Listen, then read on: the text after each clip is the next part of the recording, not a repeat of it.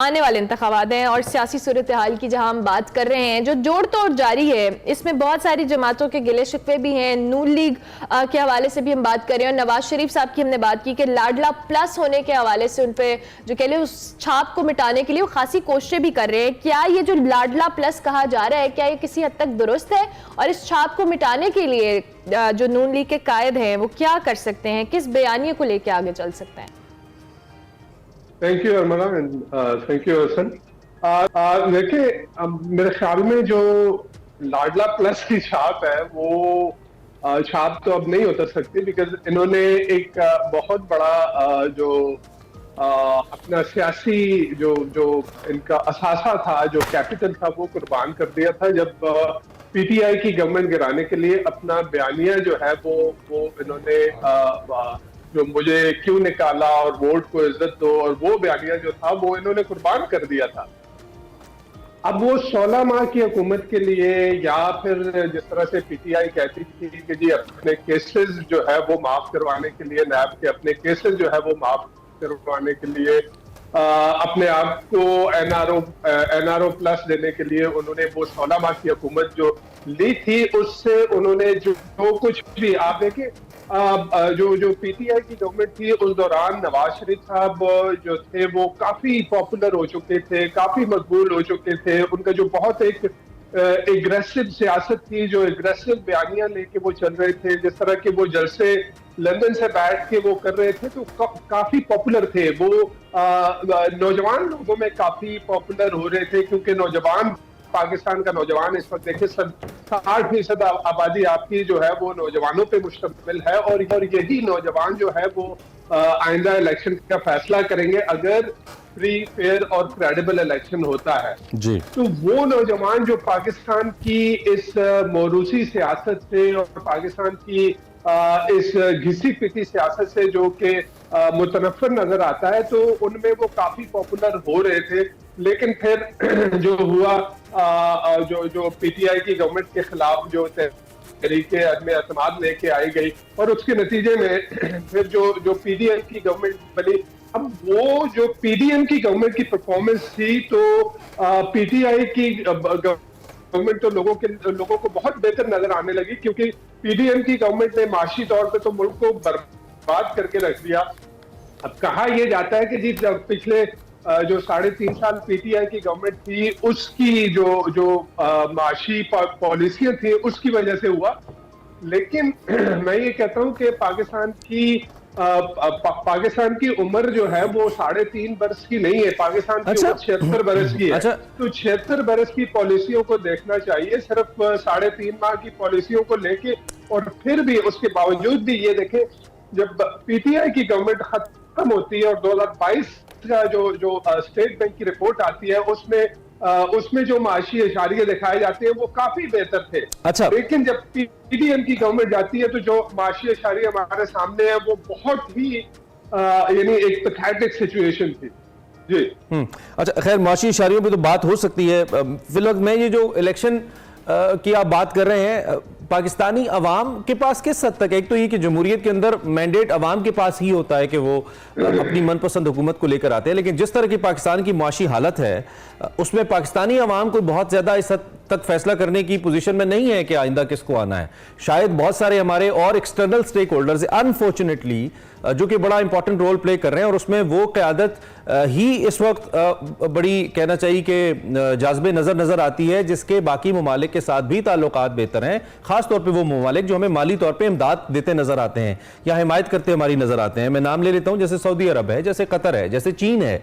तो इस सूरत हाल को देखते हुए आपको नहीं लगता कि जितनी भी सियासी जमातें अपनी तौर पे अवामी नुक्ता निगाह से कह रही हैं कि हमें हिमायत नहीं दी जा रही, वो शायद गलत ट्रैक के ऊपर है? असल हिमायत तो कहीं और से आनी है, वो जिसको आएगी वो आ जाएगा इख्तिदार में। आपको क्या लगता है?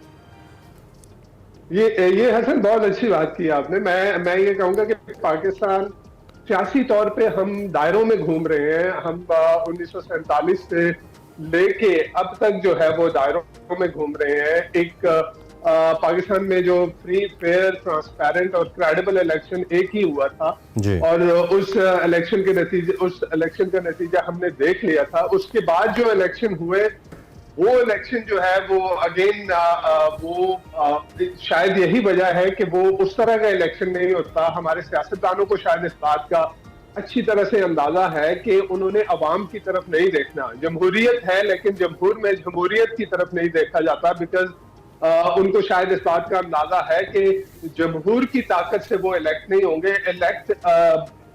बल्कि वो पहले प्री सिलेक्शन होगी और उसके बाद जो है वो उस सिलेक्शन को जो है उसको क्रेडिबिलिटी देने के लिए जो है वो एक इलेक्शन का प्रोसेस किया जाएगा। तो ये एक बड़े अलमिया की बात है, बड़ी और यही वजह है कि हमारे सियासतदान जो है वो किसी और तरफ देख रहे होते हैं। और यही आप देख रहे हैं जब पीटीआई की गवर्नमेंट थी तो अभी जो कुछ भी हमारे सामने एक सिलसिला, एक सियासी जो एक गेम खेला जा रहा है, ये गेम हम देख रहे हैं 1947 से देख रहे हैं और उसमें एक ही स्क्रिप्ट है। स्क्रिप्ट के अंदर किरदार जो है वो बार बार बदले जाते हैं। मेरे पास सिर्फ 2 मिनट है। एक आपने जो कि वो तहरीक इंसाफ की हुकूमत की माशी इशारियों की बात की थी, तो आप सीनियर साफी हैं, कौन से ऐसे प्रोजेक्ट्स हैं जो तहरीक इंसाफ लेकर चल रही थी, अगर दोबारा 2024 में आ जाती है उनको वहीं से शुरू करेगी?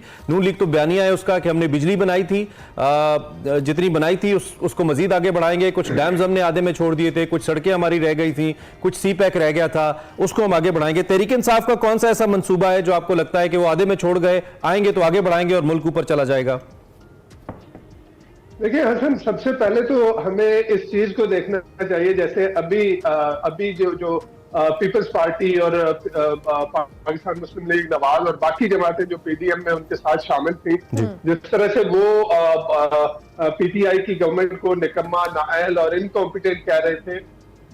सिर्फ एक चीज देखी जाए कि पीटीआई की गवर्नमेंट में जो कोरोना वायरस पेंडेमिक आया, उसने सारी दुनिया की जो मईशतें थी उनको बर्बाद करके रख दिया था। उस वक्त तो ये एक वंस इन सेंचुरी वाली एक पेंडेमिक था। उस पेंडेमिक के दौरान सरवाइव करना मेरे ख्याल में ये सबसे बड़ी एक अचीवमेंट थी।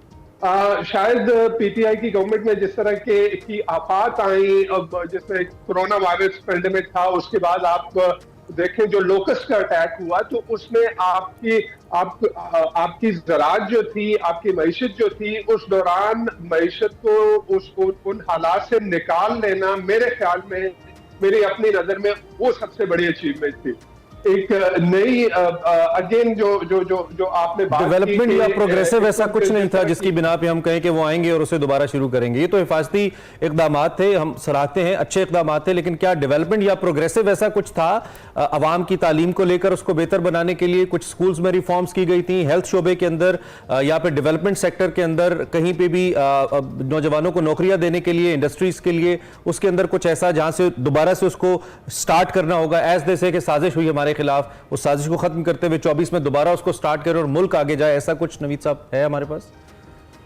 देखिए बहुत सारी चीजें आप देख लें, जैसे हेल्थ कार्ड उन्होंने इशू किया था, किसान कार्ड उन्होंने इशू किया था, बहुत सारी चीजें। लेकिन अगेन देखें, आपको माशी इस्तेकाम के लिए सियासी इस्तेकाम की बहुत ज्यादा जरूरत होती है। जैसे मैंने पहले भी अर्ज किया कि ये पेंडेमिक गुजरे, ये लोकस्ट गुजरा, उसके साथ साथ आप सिर्फ ये देख लें कि उस दौरान पीटीआई की गवर्नमेंट को 3.5 वर्ष में कितना आराम से गवर्नमेंट करने दी गई।